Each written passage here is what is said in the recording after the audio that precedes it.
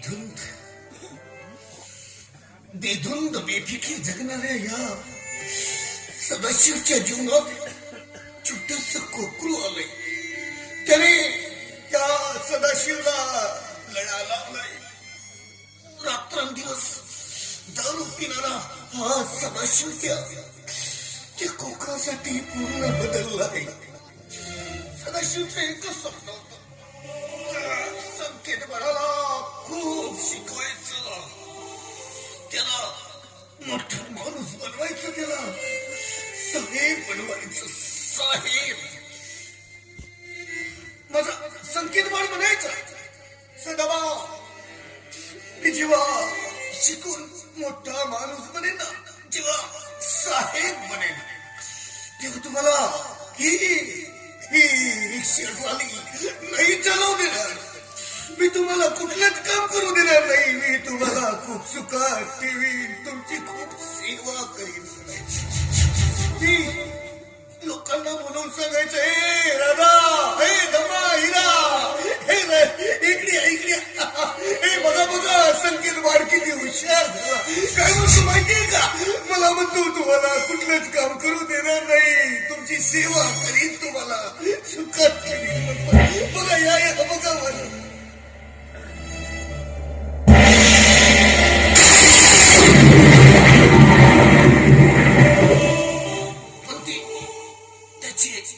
बोबडे बोल खरे न्यायची नाही.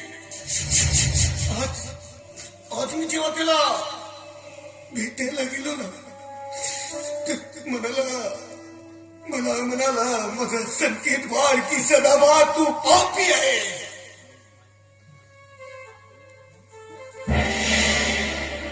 तू पापी आहे.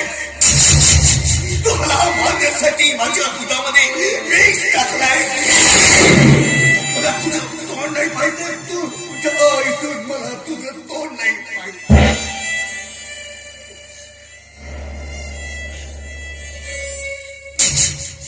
तेवढ्याशा लेकराला काय कळणार? त्याला यातलं काही नाही कळायचं. तिला लहानसे जीव, तिला काय समजलं? तिला काय नाही करायचं.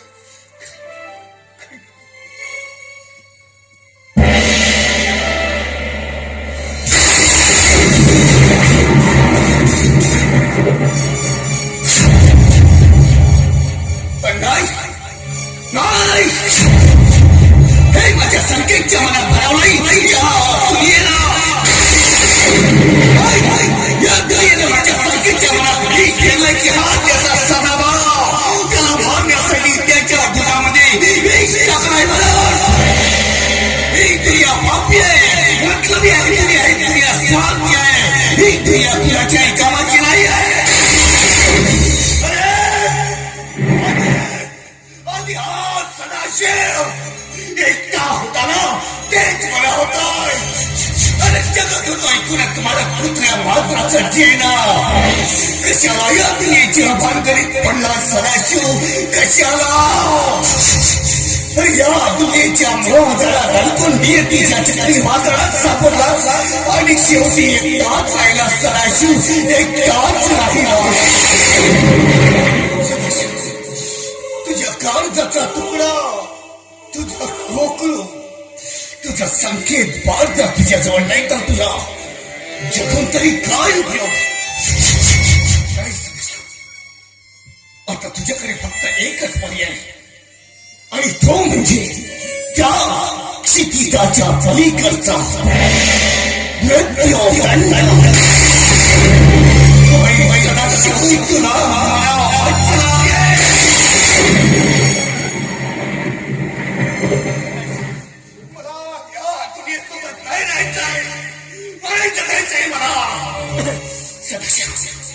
तुझ्या काळजाचा तुकडा, तुझा खोकलो, तुझा संकेत बाळ, तुझ्या शरीरातून तुझा आत्मा जर निघून गेला गेला निरंतर देहाचा तुला काय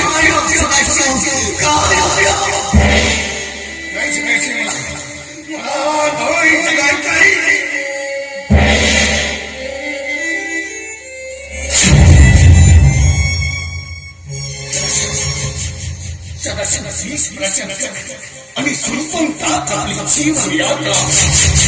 संपवतात सदाशिव.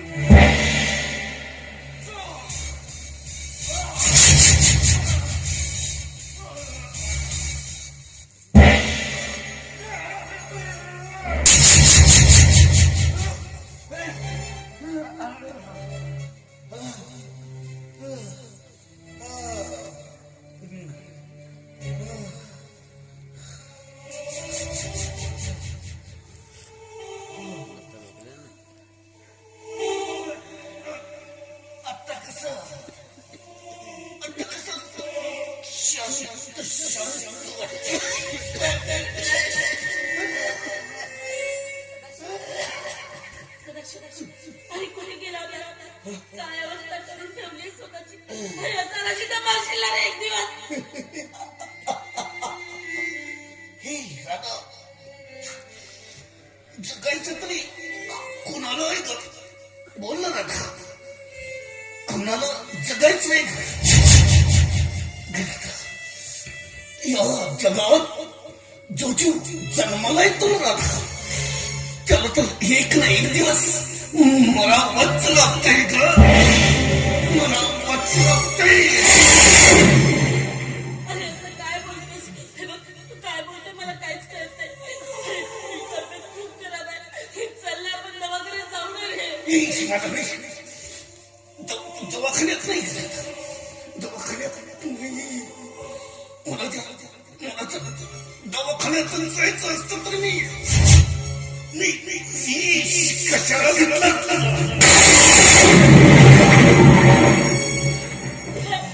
तू विष घेतला. अरे विष घेण्याआधीच्या मनात एकही बरोबर विचार नाही आला का? काय करू मी? सांग ना, मी काय करू? माझ्या काळजाचा तुकडा, माझं खोकलो, माझं संकेत माझ्या जवळ नाही तर मी कुणासाठी माझी जगण्याची इच्छा संपली ग. राधा,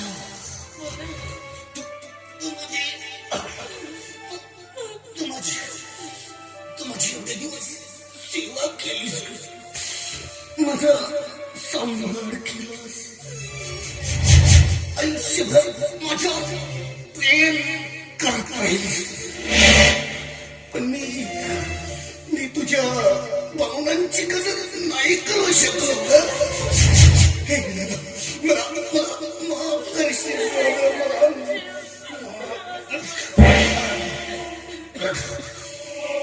माझी शेवटची इच्छा पूर्ण करशील? मला एकदा तुझ्या मांडीवर झोपायचं आहे. एकदा मला तुझ्या मांडीवर झोपायचं. रडू नको,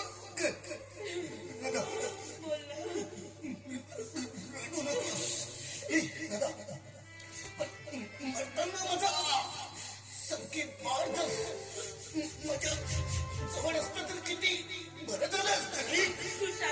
मला एकदा त्याच्या डोक्यावरून हात फिरवता आला असता. मला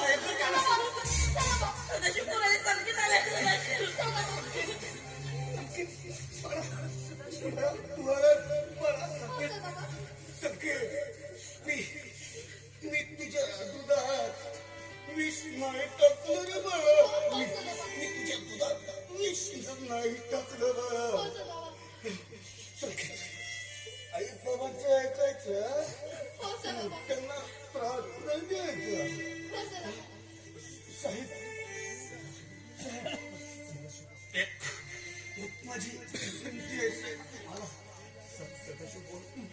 संकेतला खूप शिकवा, त्याला मोठा माणूस बनवायचा आहे. त्याला साहेब आम्हाला तुमची काय चुकीची नियतीला ते मंजूर असतं मला म्हणजे शेवटची इच्छा पूर्ण करशील मला. मला मला मला हे पप्पी देशील मला. माझ्या सोन्या मला पप्पी माझा संकेत मला पप्पी